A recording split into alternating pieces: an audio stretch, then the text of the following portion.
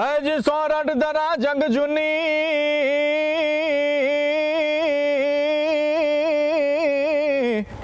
આ તો સોરઠ ધરાય જગ જૂની અને વળી ગરવો ગઢગીરનાર પણ જે હાવજડા હે જળ પીએ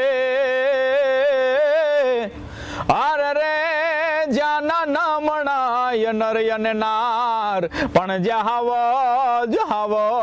હાવજડા હે જળ પીએ અરે રે આ તો જાના નમણાય નર અને નાર. વાહ, માં સરસ્વતી સાક્ષાત જેમના ગળામાં બિરાજમાન છે અને સુરેલા કંઠો રેલાવતા હતા એ હતા આપણી સાથે લોક સાહિત્યકાર આઝાદભાઈ. અને આઝાદભાઈની આઝાદ જેવી જ વાતો આપણે કરવાના છીએ આજે. સાથે સાથે જ લોક સંગીતને પણ માણવું છે. એમના ગળામાંથી એમને જે પર્યટન કર્યું છે એવા તમામ ધરોહરના લોકગીતો, દુહા, છંદની રેલમછેલ પણ જોવી છે. પરંતુ આઝાદભાઈ, હાજી, સૌથી પહેલા તમારો પરિચય આપણે લઈએ કે આઝાદભાઈ કઈ રીતે આઝાદીથી ફરે છે અને એમના પરિવારજનોમાં, અને તમારો પરિચય આપો. નમસ્કાર દોસ્તો, જેમ એમ કહેવાય કે અમારા પરમ મિત્ર મોટાભાઈ એવા ચતુરભાઈએ જેમ કીધું તેમ કે મારું નામ છે આઝાદ ગોહિલ, હું બોટાદથી છું અને હું વ્યવસાય અત્યારે પ્રાઇવેટ સ્કૂલમાં એક શિક્ષક તરીકેની ફરજ બજાવું છું.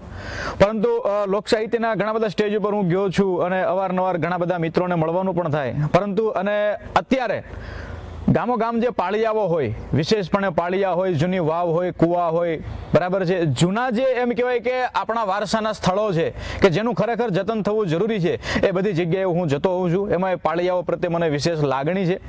તો આ બધી જે મારી ખોજ જે ચાલુ છે એનું એક કારણ, એની એક પ્રેરણા એ છે કે ભાઈ આપણે સ્ટેજ ઉપર વાતો તો ઘણી બધી કરી.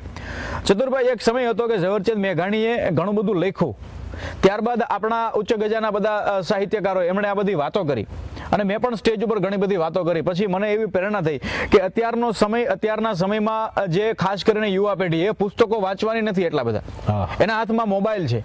તો મોબાઈલ થકી એના દ્વારા આ બધી વસ્તુ ત્યાં સુધી પહોંચે એના માટેનો મારો એમ કહેવાય કે આ બધો સતત ભ્રમણભાસ હોય છે. એક ભ્રમણભાસ મતલબ એક મારું ભ્રમણ હોય છે.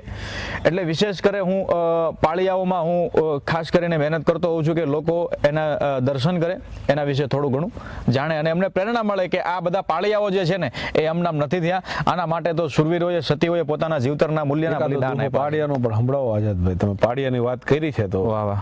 પણ કાં તો મરજો અને કાં તો મારજો, આ તો કાં તો મરજો અને કાં તો મારજો, અને વળી પીયું પીઠમાં દેજો લગાર, અરે નહીં તો મારી સૈયરું મેણા મને બોલશે, અરે રે આ તો કાયર નરીની ન્યાર. અને ધીંગાણાનો સમય હોય ચતુરભાઈ, એમ કહેવાય કે મર્દ માણો છે, મર્દ માણસો છે કે મર્દ શીશ પર નમે, મર્દ બોલી પહેચાને, મર્દ ખિલાવે ખાય, મર્દ ચિંતા નહીં માને, મર્દ દે યોર લઈ, મર્દ કો મર્દ બચાવે, અરે ગहरे सागर काम मर्द को मर्द ही आवे, मर्द उसी को जानिए जो सुख दुख साथी कर्म के, बैताल कहे सुन विक्रमा, यही लक्षण सब मर्द के. ધીંગાણાની માલિપા જવાનું હોય એ મર્દ માણસો જે છે હાથમાં હથિયાર લઈ ઘોડે સવાર થઈને બગડતા કરતા ધીંગાણાની માલિપા હાથડે ભાઈ હામે તલવારોની તાળીઓ પડતી હોય અને ધીંગાણાની માલિપા મર્દ માણસ જે છે એને રૂવાડે તલવારના ઝાટકા લાગી જાય. હા, રૂવાડે તલવારના ઝાટકા લાગી ગયા હોય, ગોળદીઓથી વિંધાઈ મર્દ માણસનો દેહ જે છે એ નવરાતના ગરબા જેવો થઈ ગયો હોય, પણ પાછી પાણી ન કરતા. ગાયું ગવત્રી માટે થઈ, પોતાની ધરતી માટે થઈ, પોતાના ધર્મ માટે થઈ સુરવીરો ધીંગાણે લડતા, એ ધીંગાણે કામ આવતા. ત્યારબાદ એ જે જગ્યાએ ધીંગાણે કામ આવ્યા હોય એ જગ્યાએ અથવા તો એમના ગામના પાદરની માલિપા એમના પાળિયાઓ થતા. એ ધીંગાણા કામ આવેલા સુરવીરો જે છે ચતુરભાઈ, એ એમ કહેવાય કે જ્યારે આ મેઘાણીએ તો ઘણું બધું આ લખ્યું છે, એમાંથી એક વાત યાદ કરાવું કે ભાઈ ધીંગાણું હતું.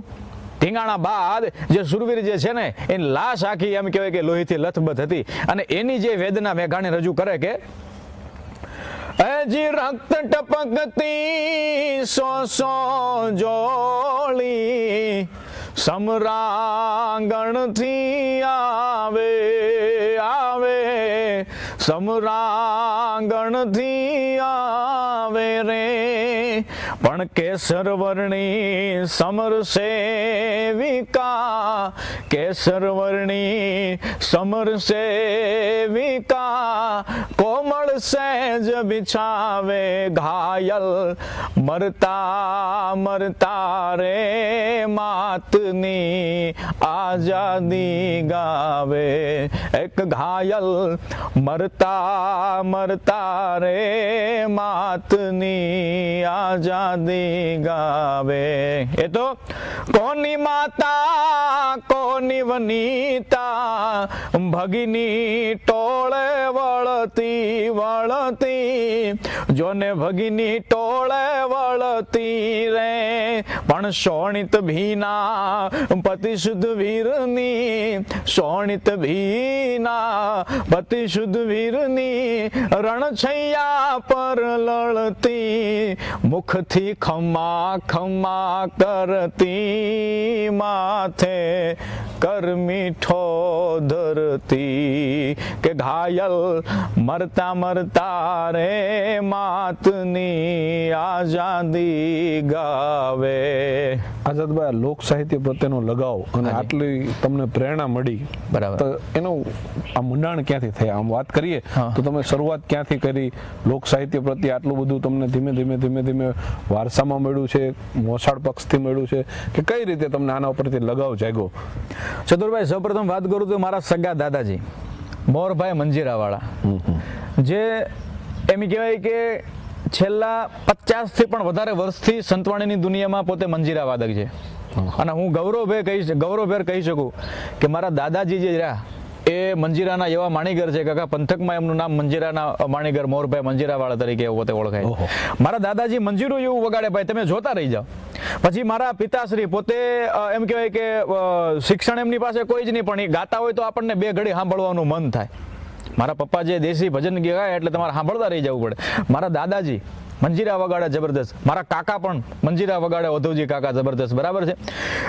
અને બીજું એ છે કે હું જે જગ્યાએ ભણ્યો, બરાબર છે, ત્યાં મારા મિત્રો થકી મને એ પ્રકારે બધી પેલું જે કહેવાય ને કે ભાઈ આપણે થોડુંક જાણ્યું હોય એટલે વાંચવાનો શોખ, પછી જોયું હોય સાંભળ્યું હોય એટલે બોલવાનો શોખ, એમ કરતા કરતા ધીમે ધીમે એમ કહેવાય કે મને ગુરુકુલમાં જ્યાં હું ભણ્યો, સંસ્કારધામ ગુરુકુલ ધ્રાંગધ્રા, ત્યાં મને એમ કહેવાય કે મારો સિંહ ફાળો મારી જિંદગીમાં મને બોલવા પ્રત્યે કોઈ જો મંડાણ કરાયો હોય, બરાબર, પ્લેટફોર્મ પૂરું પાડ્યું કે ત્યાં મને બોલવા, મને કે આઝાદ તારે 2 શબ્દો બોલવાના છે. મારી જો ભૂલ થાય તો ત્યાં ભજન પ્રકાશ સ્વામી હતા, દિવ્ય પ્રકાશ સ્વામી હતા, ધર્મનંદન સ્વામી હતા, બધા મને કે ભાઈ આઝાદ આ વાત આમ છે, આ પુસ્તક જેમ કરી કરી કરી કરી મારી પાછળ એ લોકોએ મહેનત કરી.